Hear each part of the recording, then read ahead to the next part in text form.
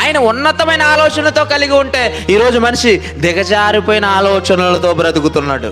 స్వార్థం అండి, మనిషికి ఉన్న స్వార్థం ఏ జీవిలో కనపడదండి. మనిషికి ఉన్న స్వార్థం ఏ జీవిలో కనపడదండి.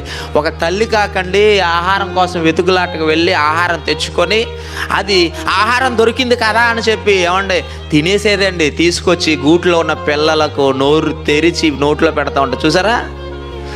ఒక పక్షిలో లేదు స్వార్థం, ఒక జీవిలో లేదు స్వార్థం. కానీ మనుషుల గురించి ఏమని వ్రాయించాడో తెలిసే దేవుడు, మనుషులు స్వార్థ ప్రియులు. మనుషులు స్వార్థ ప్రియులు. అంటే మనిషికి ఏంటంటే స్వార్థం అంటే చాలా ఇష్టం. ఎందుకు స్వార్థం అంటే ఏంటో తెలుసా?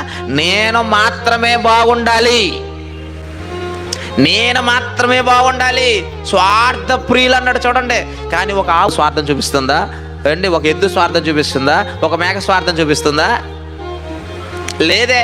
ఒక కుక్క స్వార్థం చూపిస్తుందా? లేదే. ఎప్పుడైనా పోలీస్ స్టేషన్కి వెళ్ళి 2 కుక్కలు కంప్లైంట్ చేసుకున్నాయా? లేదే. పోలీస్ స్టేషన్ దగ్గర ఎవరుంటారండి? మనుషులే కదా.